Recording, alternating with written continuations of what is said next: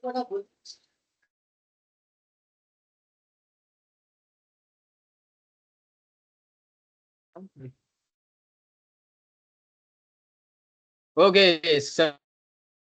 Assalamualaikum warahmatullahi wabarakatuh. Kembali lagi bersama saya Muhammad Farul Sindriawan. Pada bagian kali ini kita akan rekaman radioterapi, di mana kita akan mulai di bagian 5, bab 5 bagian 1. Kita masuk ke PPT. Oke, PPT kali ini digarap oleh kelompok 10 dengan judul Mesin Perawatan untuk Radioterapi Berkas Eksternal. Beranggotakan Naufal Fikri, Rahmat Triana, Raihan Ahmad MR, dan juga Miftahul Janah. Di mana kita akan memulai dengan membahas mengenai berkas sinar X dan unit sinar X. Di mana sinar X memiliki energi antara 10 kilovolt sampai 50 megavolt. Lalu untuk sinar X karakteristik di grafiknya teman-teman bisa dilihat, di mana dihasilkan dari perpindahan elektron pada bagian kulit terluar mengisi kekosongan kulit bagian dalam. Lalu kita mendapatkan sinar Bremsstrahlung. Terdapat grafik Bremsstrahlung di sini, teman-teman bisa melihat. Dihasilkan ketika elektron menuju inti atom memiliki energi kinetik kemudian mengalami interaksi gaya Coulomb yang menyebabkan adanya perlambatan sehingga kemungkinan elektron bisa saja berbelok dari lintasan. Lalu kita mendapatkan target sinar X anoda dengan perumusan IHV sama dengan CZ EK min HV, di mana C itu merupakan konstanta proporsionalitas dan juga HV adalah energi foton. Lalu sinar X digunakan dalam radiologi diagnostik untuk diagnosis penyakit dan dalam onkologi, radiasi, radioterapi untuk pengobatan penyakit, di mana terdapat sinar X superficial, sinar X orthovoltage, dan juga sinar X megavoltage. Lalu untuk sinar X klinis, terdiri dari spektrum garis yang merupakan karakteristik bahan target dan ditumpangkan pada spektrum Bremsstrahlung. Lalu terdapat penentu kualitas sinar X, di mana parameter penentu antara lain Health Value Layer atau HVL, Nominal Accelerating Potential atau I, dan juga penetrasi berkas ke media setara jaringan. Untuk mesin sinar X untuk radioterapi, di sini terdapat bagian-bagian seperti cathode shield, filament, tungsten radiation shield, copper, cooling fins, glass envelope, X-ray glass window, X-ray beam, and beryllium window. Lalu berkas sinar X gamma, di mana dasar-dasar sinar X gamma sendiri merupakan radioisotop yang sesuai untuk terapi eksternal. Terdapat juga sumber pancaran sinar gamma. Lalu untuk definisinya dari mesin teleterapi ini merupakan digunakan untuk treatment radioterapi dengan berkas eksternal. Untuk berkas sinar gamma, sumber-sumber teleterapi seperti radionuklida. Untuk dimensinya sendiri 1 cm untuk diameter, tinggi kapsul 2,5 cm, dan seterusnya. Teman-teman bisa dibaca. Untuk sourcingnya sendiri, maaf, ada wadah source head yang dilengkapi cangkang baja ya. Lalu ada pemberian dosis dengan mesin teleterapi dan juga kolimator dan penumbra. Untuk akselerator partikelnya sendiri, di mana mesin digunakan untuk mempercepat partikel bermuatan. Dan jenisnya terdapat dua, yaitu electrostatic accelerator dan juga cyclic accelerator. Lalu untuk jenisnya sendiri ada Betatron, spesifikasinya dan juga penerapannya pada tahun 1950-an hingga sekarang. Untuk jenis cyclic accelerator terdapat cyclotron, lanjutan dari Betatron ya. Seperti ini teman-teman bisa melihat. Kemudian kita masuk ke Linex atau linear accelerator, di mana sistem kerjanya energi kinetik dari 4 sampai 25 MeV, medan rasio radiofrekuensinya, gelombang mikro non konservatif, dan seterusnya. Untuk generasi LINAC terdapat foton energi rendah, energi sedang dan elektron, energi tinggi dan elektron, dan juga foton dan elektron berenergi tinggi. Lalu ada pernyataan IEC atau International Electronical Commission. Teman-teman bisa dibaca. Baik, itu saja untuk bab 5 bagian 1. Kita lanjut kepada bab 5 bagian 2. Kita akan cepat saja di sini, kawan-kawan. Ya enggak ya? Ya, Raffi.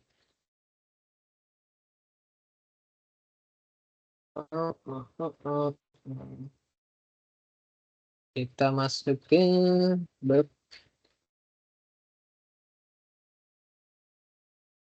Oke, kita lanjut ke chapter 5, Treatment Machine for External Beam Radiotherapy, bagian kedua, dibuat oleh Safina Zaharin Hanif, Mutiara Alex Silvana, dan juga Kenny Handinata.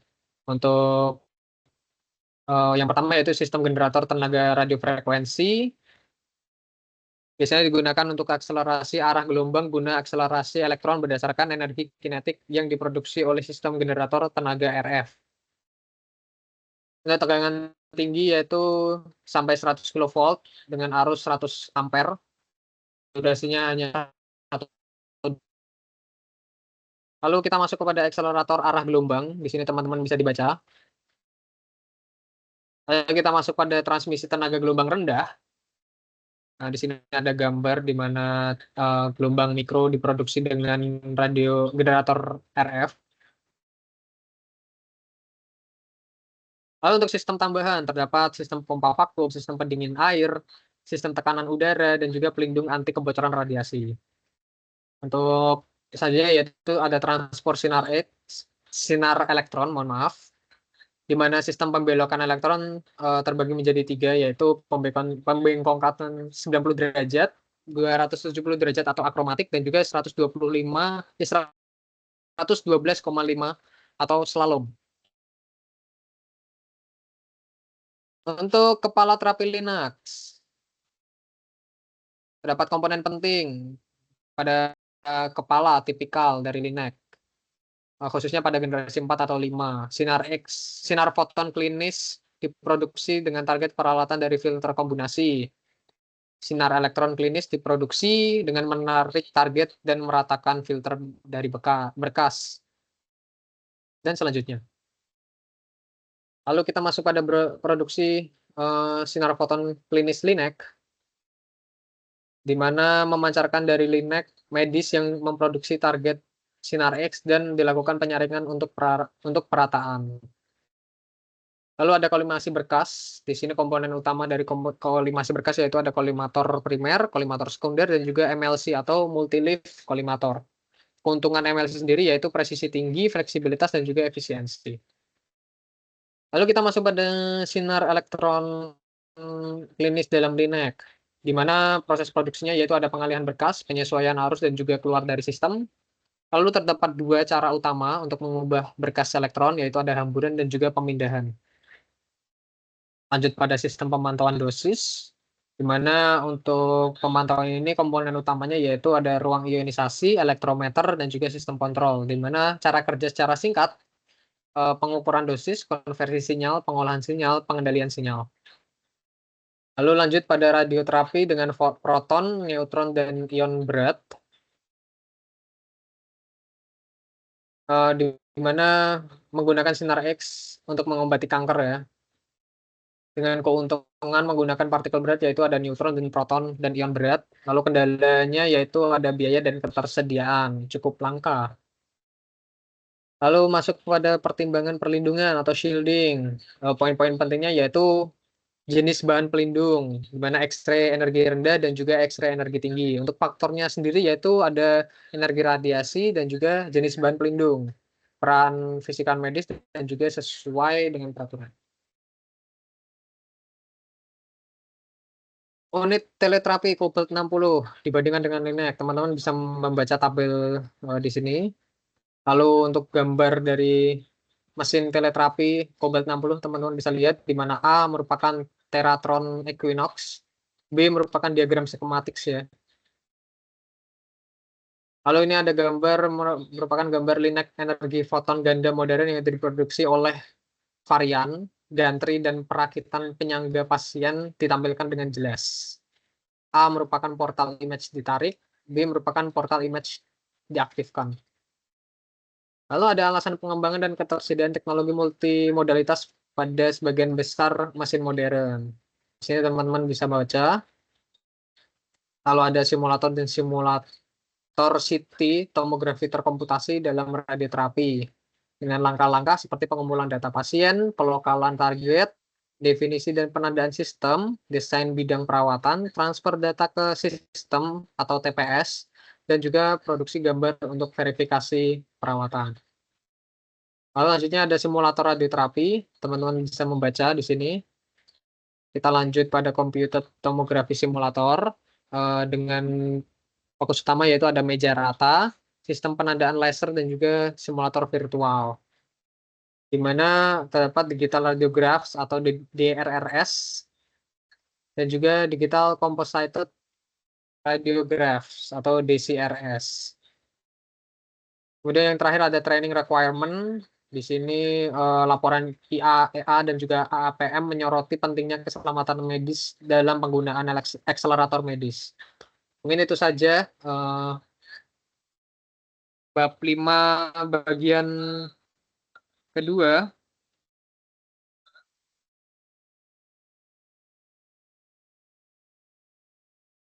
Kita lanjut pada bab 6 bagian 1. Bab 6 bagian 1.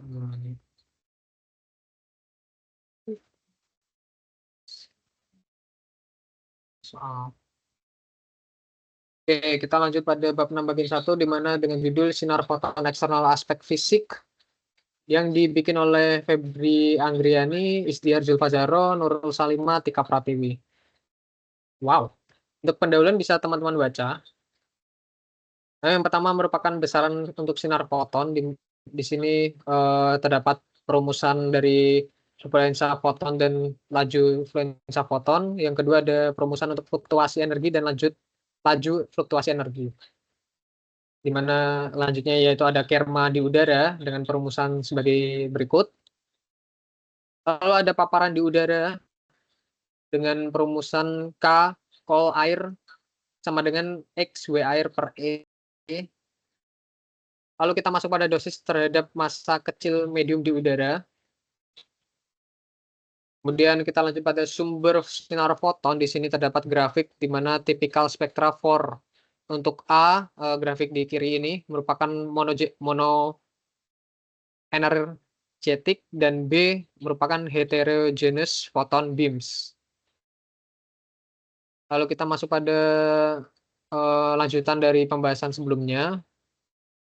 Teman-teman bisa di pause dulu. Kita lanjut pada inverse square law atau hukum kuadrat terbalik. Di sini merupakan asumsi tidak ada interaksi foton yang terjadi di udara antara area A dan B di sini ya. Dan yang selanjutnya yaitu ada penetration of photon beams into patient, penetrasi berkas foton ke dalam pasien. Ada berkas foton yang merambat melalui udara tanpa diatur hukum kuadrat terbalik, lalu ada berkas foton yang melalui phantom atau pasien. Lalu ketiga efek ini membuat posisi dosis di dalam phantom pasien menjadi proses yang rumit. Lalu selanjutnya yaitu ada distribusi dosis tipikal untuk berkas foton eksternal. Di sini ada grafik, teman-teman bisa dibaca. Lalu selanjutnya ada surface dose atau dosis permukaan.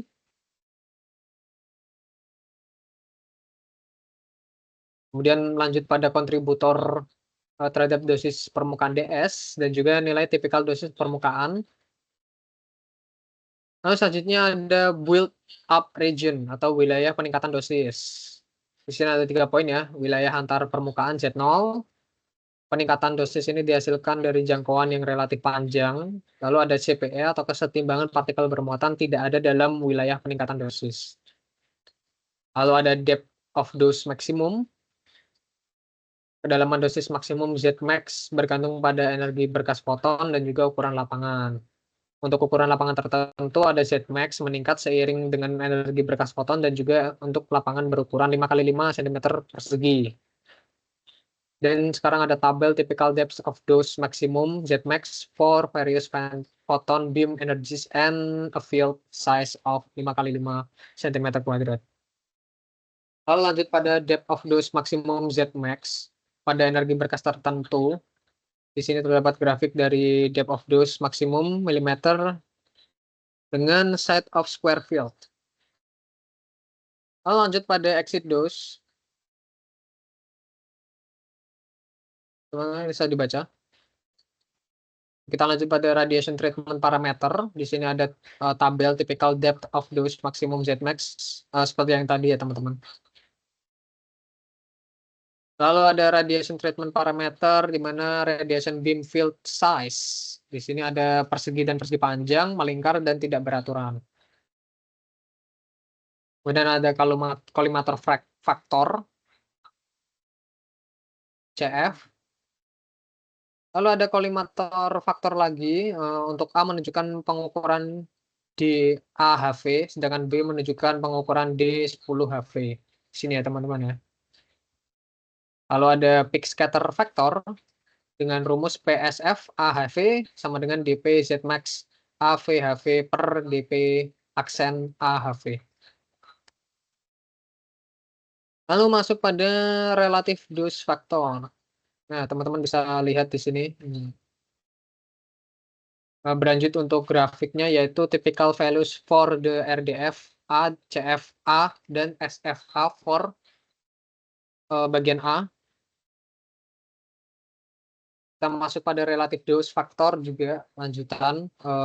Ini merupakan lanjutan dari grafik tadi. Lalu ada percentage depth dose. PDD Z A VHV sama dengan 100 D, Q per DP sama dengan 100 D dot Q per D dot P. Nah, di mana di sini ada komposisi utama dan juga komponen scatter ya. Lalu untuk konstanta Z, F, dan HV, PDD meningkat sering bertambahnya A. Lalu ada meningkatnya F karena efek penurunan Z dan juga meningkat seiring dengan peningkatan energi berkas. Lalu ada scatter function, di sini teman-teman bisa dibaca.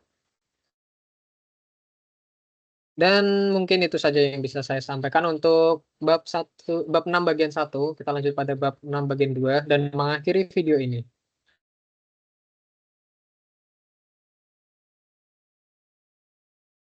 Oke, kita masuk pada sinar foton eksternal, aspek fisik, bagian kedua yang dibikin oleh Angga Kristio Kiyosaki, Eka Ardina Hambalian Pangesti, Retno Dewita Anggraini, dan juga Sri Nur Aziza. Allahu Akbar. Yang pertama ada dosis kedalaman sumbu pusat di dalam air, pengaturan jarak sumber ke sumbu. Teman-teman bisa dibaca. Lalu ada tissue air ratio. Teman-teman juga bisa dibaca di sini.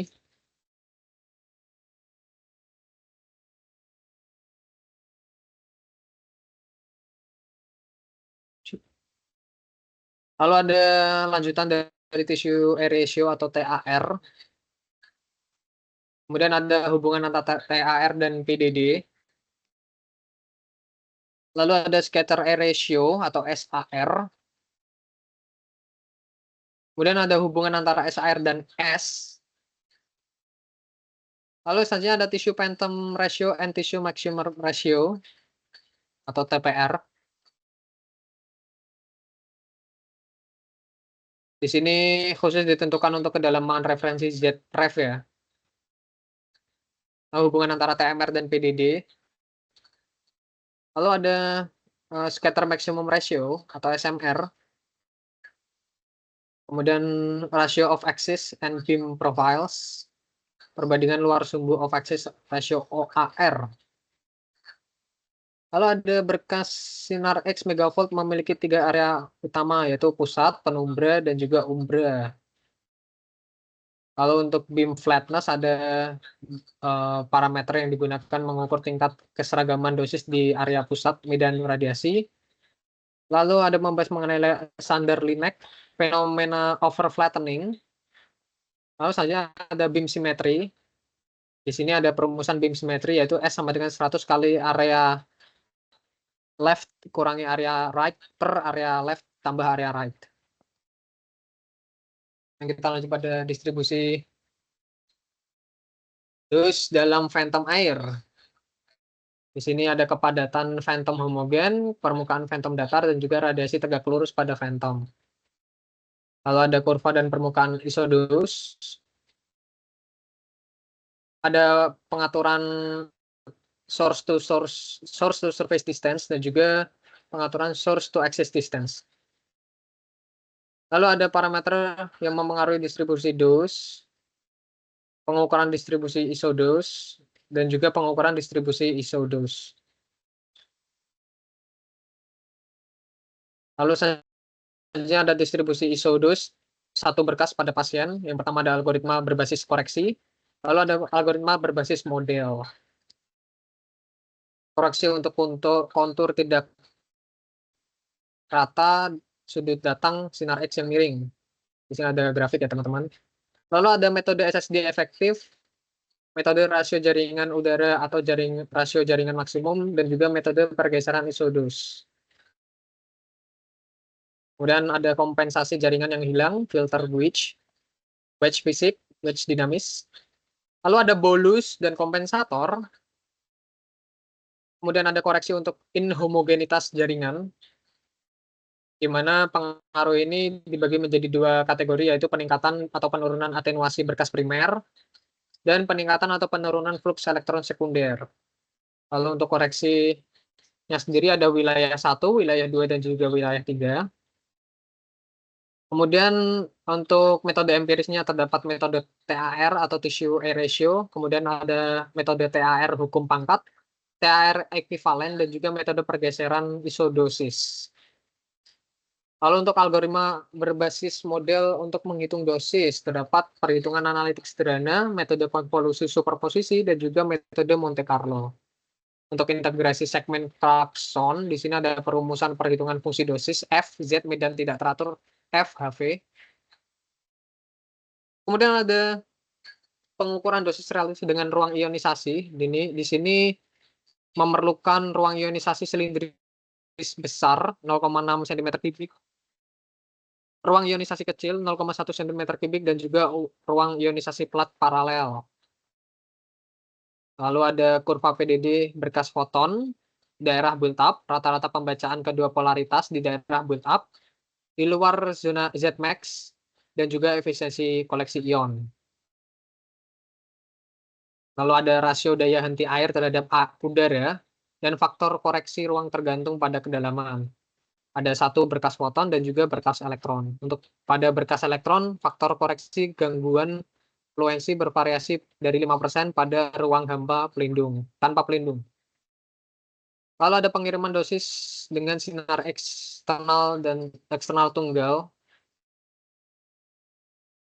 Dan di sini ada perumusannya, MU. Dan ada contoh perhitungan dosis, di sini teman-teman bisa dibaca. Dan di sini ada jawaban umum untuk pendekatan SSD dan juga SAD. Lalu ada waktu koreksi Rana. Dan itu saja untuk YouTube kali ini. Saya Ozi. Like jika kalian suka, berikan saran di kolom komentar. Saya Muhammad Farid Indriawan. Terima kasih. Wassalamualaikum warahmatullahi wabarakatuh.